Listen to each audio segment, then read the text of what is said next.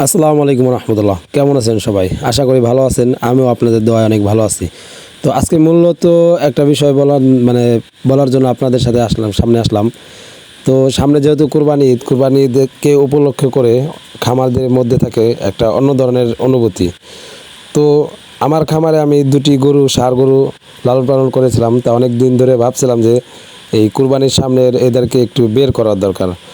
তো বের করতে যা অবস্থা হলো আর কি, তা বলার মতো না। কারণ যদি আমি ঈদের আগে বের করতে যাই বা হঠাৎ করে একদিন বের করি, হয়তো ওরা অনেক লাফালাফি করবে। এই জন্য বাইর করার জন্য একটু দেখলাম যে ওরা বাহিরে কেমন ফিল করে।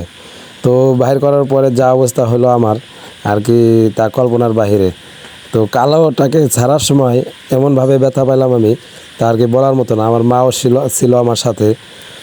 তো অনেক ছোটাছুটি করতেছিল, আমি দড়ি দিয়ে শক্ত করে বেঁধেছিলাম, তারপরেও কোনো ধরনের কোনো আর কি ফল হয়নি।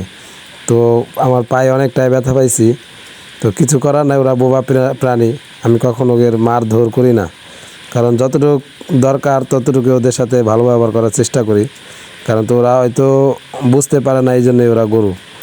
তাও আর কি অনেক কষ্ট করে বের করেছি। যে সকাল সকাল বের করলাম ওদেরকে, একটু আর কি বাইরে ছেড়ে দিয়েছিলাম যে কি করে।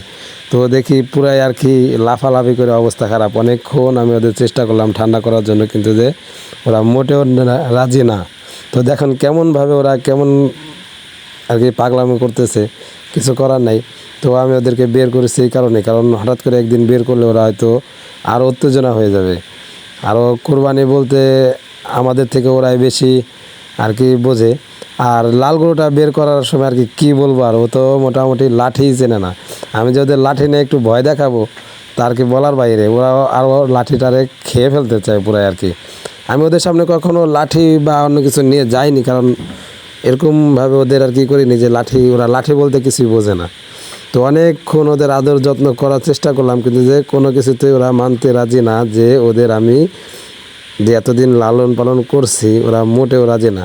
দেখেন কীরকম ব্যবহারটাই করতেছে, না কি বলবো আর, বলার মতো কিছু নাই। লাঠি উঁচা করলে ওরা লাঠি কামড়ে ধরতেছে, অনেক পাগলামো করতেছে। তো অনেকক্ষণ চেষ্টা করার পর আমি ওরে বাহিরে বের করে নিলাম। তো বাহিরে বের করার পর যা অবস্থা, ও পুরাপুরি দৌড়ে আমার বাহিরটাতে পুরো একবারে ধান লাগানোর মতো কায়দা করে ফেলেছে। অনেক লাফালাফি, অনেক ছুটাছুটি করার পর আর কি বলবো, অনেকক্ষণ ওরা লাফালাফি করছে, ছোটাছুটি করছে। তারপরে অনেক কষ্ট করে ওরা আমি বাইরে খুঁটির সাথে বেঁধে রাখলাম। তো আমি খুঁটিগুলো আগেই এখানে গেড়ে রাখছিলাম, যাতে একটু খুঁটিগুলো শক্ত হয়ে যায়। তো ওরা খুঁটিগুলো আর কি পুরাই আর কি নাড়ায় চাড়ায় একবারে উঠানোর মতো কায়দা করে ফেলেছে। দেখেন কীভাবে পাগলামো করতেছে। আমিও অনেকক্ষণ চেষ্টা করলাম ওদেরকে ঠান্ডা করার জন্য, পাশাপাশি মাও অনেকক্ষণ চেষ্টা করেছে ওদের আর কি, অনেকবার হাত বুলায় অনেক কিছু, কিন্তু কী করবো, আর কিছু করার নাই। যেহেতু ওরা অনেক দিন পর ওরা বাহিরে বের হলো, বাহিরে বের হওয়ার পর ওদের অন্য ধরনের একটা আনন্দ আর অনুভূতি জেগে গেছে মনে হয় মনে। তো আর কি করব, আমি ওদের সাথে সাথে একটু তাল মিলিয়ে চলার চেষ্টা করলাম।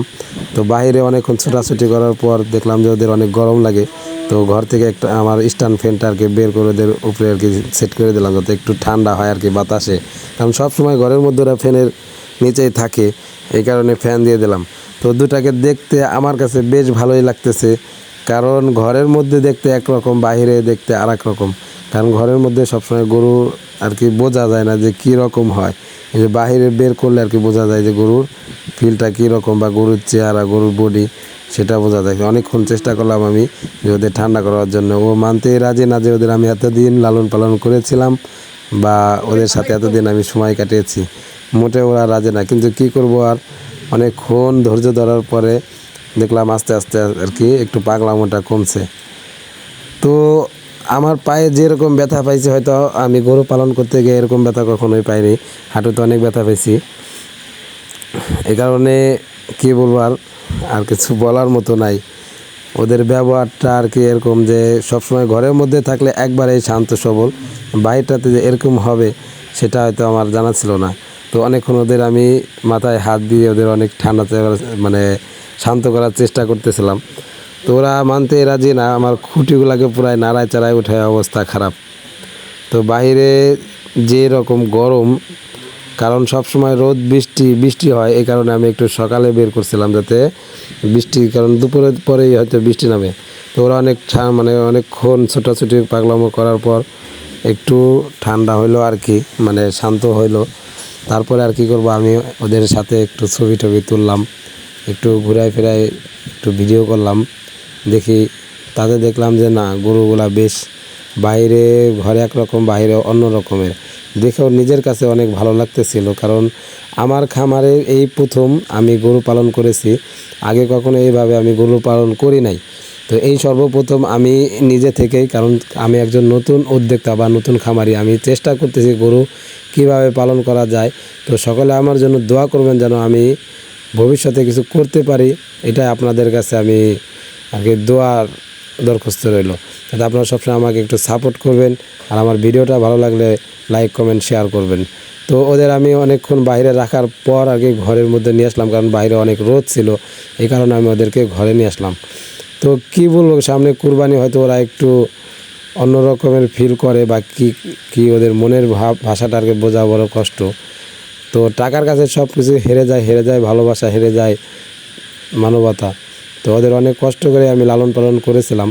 আমার মা আমাকে সব সময় আর কি সাপোর্ট করে আমার কাজে, আমার সব দিক দিয়ে, যে কোনো কাজ করতে গেলে মা আমার সব সময় সাথে থাকে, সব সময় সব দিক দিয়ে আমাকে সাপোর্ট করে।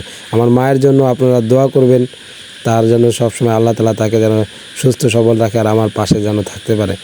তো অনেকক্ষণ ওদের বাইরে রাখার পর আমি ঘরের মধ্যে নিয়ে আসলাম। দেখি ঘরের মধ্যে আনার পরেও দুইটা মিলে আর কি গোতাগুতি শুরু করে দিছে। তারপর মা কিছু ঘাস দিয়ে দিল, যাতে ঘাস খাইলে হয়তো একটু শান্ত হইতে পারে।